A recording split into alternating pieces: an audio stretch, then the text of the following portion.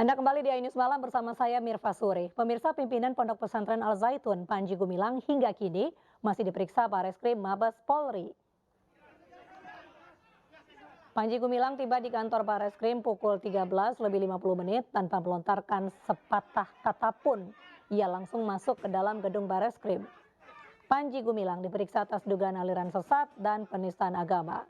Sebelumnya, Bareskrim telah menerima 2 laporan terkait pelanggaran yang dilakukan Panji Gumilang dan Ponpes Al Zaitun. Bareskrim juga telah memeriksa beberapa saksi, baik dari Majelis Ulama Indonesia dan Kementerian Agama. Hari ini, Bareskrim menjadwalkan pemeriksaan terhadap Panji Gumilang terkait kasus itu.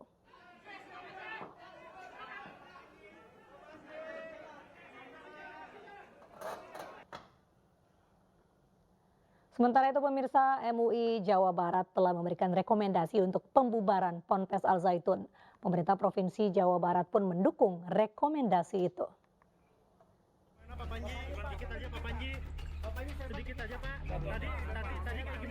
Setelah menunggu 1 pekan lebih, pemerintah Provinsi Jawa Barat memberikan jawaban terkait Pondok Pesantren Al Zaitun. Pemerintah Provinsi Jawa Barat mendukung penuh rekomendasi MUI Jawa Barat terkait penutupan Ponpes Al Zaitun.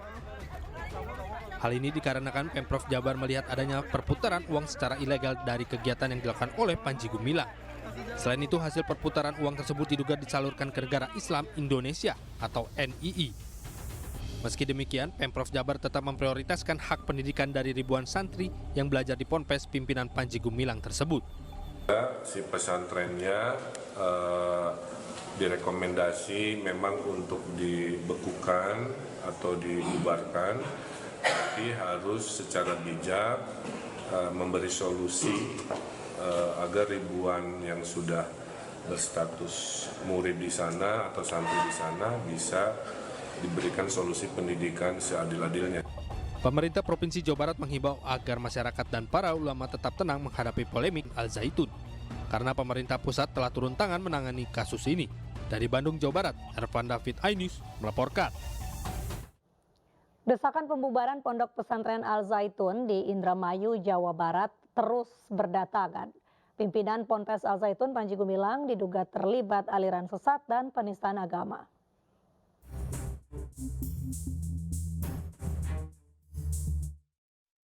Eksistensi Pondok Pesantren Al Zaitun kembali menjadi sorotan. Pernyataan-pernyataan kontroversial pimpinan Al Zaitun Panji Gumilang terus mengundang reaksi. Desakan pembubaran terus berdatangan termasuk dari MUI Jawa Barat yang mendesak pemerintah bertindak konkret atas pelanggaran yang dilakukan Ponpes Al Zaitun. Rekomendasi kita pemerintah supaya segera menangani ya secara konkret apapun yang terjadi pelanggaran di Al Zaitun itu, baik yang menyangkut pemahaman agama maupun yang menyangkut tindak pidana kan gitu, termasuk administrasi penyelenggaraan sistem pendidikan. Bisa direkomendasikan saksi penutupan mungkin? Iya, betul, seperti itu. Iya. Di sisi lain, Panji Gumilang menilai desakan pembubaran pesantren Al Zaitun tak masuk akal karena Ponpes memiliki kualitas pendidikan yang baik dan mendapatkan akreditasi A. Terus mau membubarkan, masa bangsa Indonesia punya karya swasta, akreditasinya A unggul, disuruh membubarkan, ya buat lagi lah itu, jangan dibubarkan. Kalau ingin buat lagi. Sementara pemerintah telah melakukan evaluasi terhadap kurikulum Ponpes Al Zaitun dan memproses dugaan pidana hukum yang dilakukan pimpinannya. Meski demikian, hak santri akan tetap diperhatikan dan Ponpes masih diizinkan menerima pendaftaran.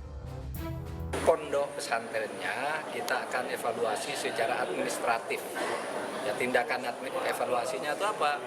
Melihat penyelenggaraannya, melihat kurikulumnya, melihat konten pengajarannya dan sebagainya, sehingga hak untuk belajar bagi para santri dan murid-murid di situ tidak akan diganggu, terus berjalan. Katanya masih menerima pendaftaran, silahkan terima pendaftaran karena pondok pesantren itu adalah lembaga pendidikan yang harus kita bina. Tetapi orangnya yang melakukan pelanggaran hukum ya harus ditindak. Menko PMK Muhadjir Effendi juga menjelaskan secara tegas bahwa santri yang menempuh pendidikan di Pondok Pesantren Al Zaitun akan tetap mendapatkan haknya. Berbagai kontroversi di Pondok Pesantren Al Zaitun menjadi sorotan, mulai dari saf salat yang bercampur antara laki-laki dan perempuan hingga pernyataan pimpinannya mengenai kitab suci Al-Quran yang menurutnya merupakan kalam Nabi Muhammad SAW. Aksi demo pun dilakukan di pondok pesantren tersebut hingga pemerintah pusat turun tangan untuk melakukan penyelidikan. Tim Liputan iNews melaporkan.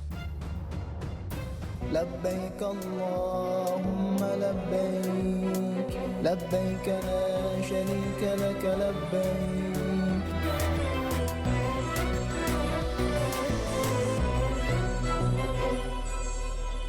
Pemirsa, masih adanya persoalan dalam pelayanan penyelenggaraan ibadah haji 2023, Kementerian Agama Republik Indonesia meminta pemerintah Arab Saudi agar menginvestigasi untuk menemukan titik persoalan. Arab Saudi juga telah menyampaikan permintaan maaf kepada jemaah haji Indonesia.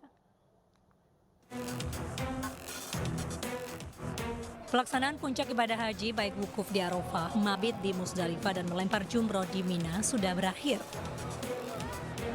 Jemaah haji dari berbagai penjuru dunia termasuk Indonesia telah kembali ke kota suci Makkah untuk melanjutkan rangkaian ibadah lainnya. Terkait persoalan sempat terjadinya keterlambatan layanan seperti saat di Musdalifah dan Mina. Yakut Khalil Khomas, Menteri Agama Republik Indonesia sekaligus Amirul Hajj, telah berkoordinasi dengan Menteri Haji dan Umroh Arab Saudi. Saya juga menemui Mas Arik untuk melakukan protes yang keras itu atas Saudi Arabia dan sepakat untuk melakukan investigasi atas beberapa persoalan yang muncul mulai di Arafah, Musdalifah, lalu Mina. Kita membuat tim bersama yang insya Allah hasilnya tadi kita sepakati seminggu atau maksimal 2 minggu yang akan datang kita sudah dapat hasil investigasinya. Kenapa Arafah seperti yang kita tahu, kemudian Musdalifah dan Mina. Kemenak berharap komitmen pemerintah Arab Saudi dalam penyelenggaraan ibadah haji pada tahun selanjutnya bisa lebih baik. Dari Makkah, Arab Saudi, Ahmad Tasori, iNews melaporkan. Sementara itu pemirsa, setelah melalui serangkaian ibadah haji dan beristirahat sejenak, para jemaah diberikan kesempatan untuk wisata religi menuju kota Taif. Kota Taif dipilih karena memiliki nilai sejarah yang tinggi tentang perjalanan Rasulullah SAW.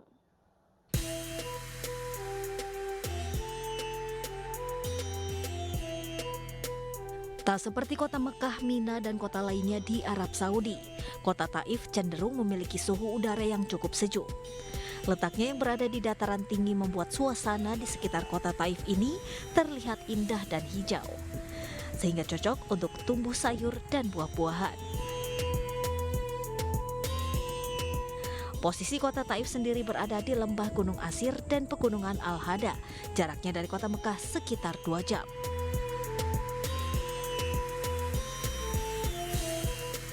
Salah satu yang menarik perhatian adalah kereta gantung yang digunakan untuk menuju ke tempat wisata.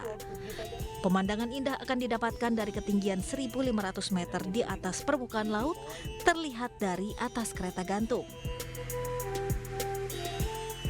Para jemaah menempuh perjalanan 20 menit dengan kereta gantung menuju lokasi wisata. Kemudian para jemaah Al-Hamdi melanjutkan dengan makan siang bersama. Dalam acara santai yang dibalut dengan tasyakuran, disertakan pula acara simbolis tradisi khas Sulawesi Selatan, dinamakan Mapatopo atau penyematan atribut haji. Sementara itu menurut Managing Director Al-Hamdi, perjalanan haji Al-Hamdi tahun ini terbilang cukup lancar. Berhasilnya penyelenggaraan haji ini berkat kerjasama antara penyelenggara dan jemaah sekalian. Bapak Ibu sekalian tentu ketahui, kami mohon maaf bila mana masih tidur sudah dibangunin untuk pergi melontar. Kenapa? Karena melontar kita lihat sepi sehingga Bapak Ibu sekalian kita bangunkan dari tidurnya.